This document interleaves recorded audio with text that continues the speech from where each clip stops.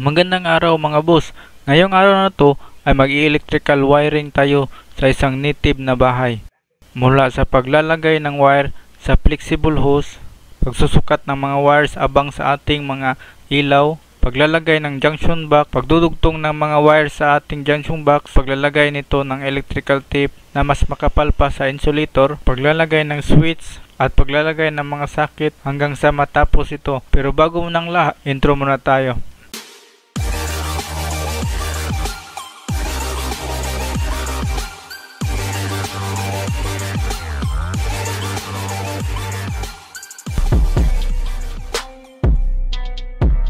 So magandang araw mga boss. So bali ngayong araw na to mag-electrical wiring tayo sa native na bahay at nakaabang na rin yung wire sa ating mga outlet. So dyan natin ilagay yung ating circuit breaker at saka yung sa ilaw naman na wires dyan natin ipadaan sa kisame. Ganyan. So maglalagay tayo ng isang junction box dyan. So bali apat na junction box yung ilalagay natin mga boss. Ang una muna natin gagawin mga boss is susukatin muna natin yung wire mula sa junction box, tapos puputulin natin at pagkatapos ay ipapasok natin sa flexible hose. So ito na mga boss. So bali may allowance tayong isang dangkal mga boss para yan yung ipapasok natin sa junction box. So itong unang sinukat natin mga boss, ito yung papunta sa ating circuit breaker, yan papunta dito sa ating pinakaunang junction box, at yan naman yung sa ilaw sa labas, at ito naman yung sa ilaw dito sa ating living room.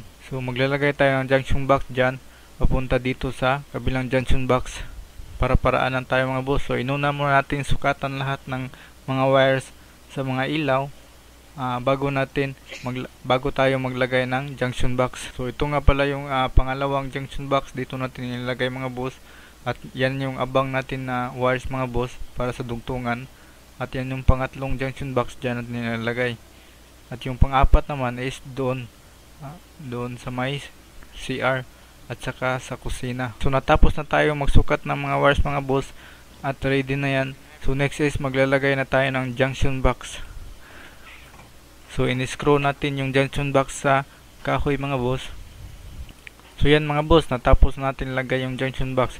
So bali yung unang junction box mga boss, ito yung nagsusupply sa CR natin at saka dito sa ating dining, dito sa ating kainan. At ito naman yung pangalawang junction box mga boss, ito yung nagsusupply sa ating kitchen, yan sa ating lutuan. At ito namang pangatlong junction box mga boss yan, so ito yung nagsusupply sa ating bedroom. At ito naman pang-apat na junction box mga boss, ito yung nagsusupply sa living room at saka ilaw sa labas. Yan.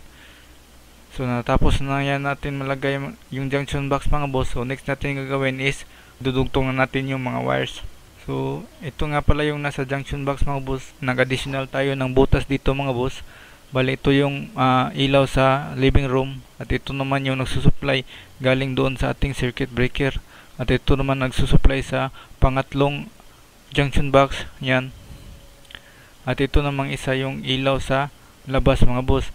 At itong butas na to mga boss, ito yung daanan ng ating switch, yan. So bali nag-additional lang tayo ng isang butas mga boss para sa ating living room. So ito na yung wire sa ating mga switch mga boss. So bali tatlo yan.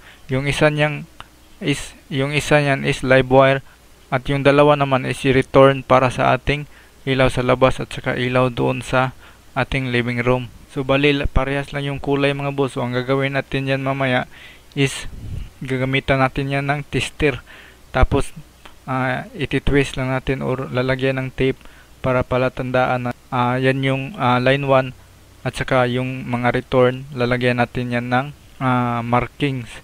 So ito na mga boss, naidugtong natin yung mga wires natin dito, yan.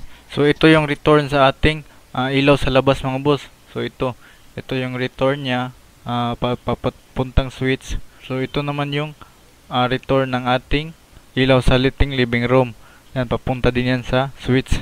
At ito yung line 1, yan. So ito yung line 2. So siguraduhin lang natin na yung line 1 at line 2 ay hindi magkalapit. Ito yung nagsusupply sa ating switch mga boss. Ito yung live wire natin papunta doon sa ating switch, yan.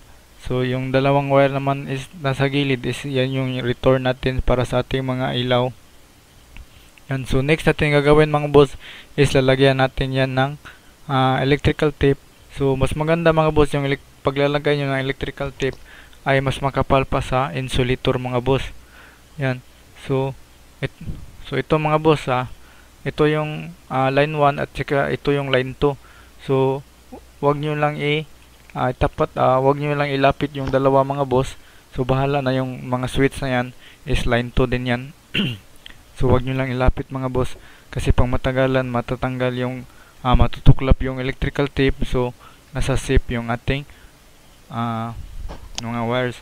So hindi siya magkakaroon ng short. So pagkatapos yan lalagyan natin ng cover mga boss. So ito yung pinaka-importante mga boss para hindi magalaw yung ating wire at hindi mapusukan ng mga alikabok o kaya yung mga daga mga boss. So lalagyan natin ng cover at haba pa yung buhay ng ating electrical tape. Kasi yung electrical tape mga boss pag mahanginan yan at malagyan ng alikabok, so matutuklap yan pang matagalan mga boss. Kaya mas maganda hindi ito mapasukan ng alikabok. So ito naman yung pangatlong junction box mga boss. So dinugtong natin yan. So pagkatapos natin yan madugtong lahat mga boss, yung apat na junction box na mga boss, yung mga wire nya. So next natin gagawin is lalagyan natin ng PVC clip yung ating mga flexible hose para hindi nagagalaw yung ating flexible hose at nakapix na ito. Ganyan. So mas magandang lalagyan natin ito ng PVC clip mga boss. So bali yung sukat pala ng ating flexible hose ay 1/2 mga boss. Bali yung switch dito mga boss is tugang yung binili natin kasi dalawa kasi yung sinusuplayan nito, yung ilaw sa labas at saka ilaw dito sa ating living room. So gumamit tayo ng utility box mga boss. Ito yung kakapitan ng ating switch. Ganyan. So natapos natin ito matestiran mga boss, nalagyan natin ito ng mga markings. So yung naka-straight na yan yung live wire natin. Yan yung line 1 natin mga boss. So next is magja-jumper tayo sa ating switch mga boss para ma-supplyan yung isa ng kuryente. So bali yung gamit pala nating wire mga boss ay number 12 mga boss, stranded number 12. So sa pagja-jumper mga boss, mas maganda meron kayong pliers mga boss para maidiin nyo ito ng todo sa mga butas. At siguraduhin nyo lang walang lalabas na copper at ititry nyo itong hilain mga boss para makasure na tayo na mahigpit, lalo na pag outlet yung gina-jumper nyo. So ito yung marking natin mga boss, yung naka-straight mga boss, yan yung live wire natin mga boss or line 1. So bali yung dalawang wire na yan is naka-twist ng isa at yung isang wire is naka-twist ng dalawa. So yung naka-twist ng isa mga boss, yan yung sa ilaw sa ating labas mga boss. Yan ito. So nalagyan natin ito ng markings. So ito yung ilaw natin sa labas. So pagkatapos natin ma-wiringan to lahat mga boss, so gagamitan pa rin natin ito ng tester kung wala ba itong short mga boss. So bago natin padadaanan ng kuryente. So importante yan mga boss.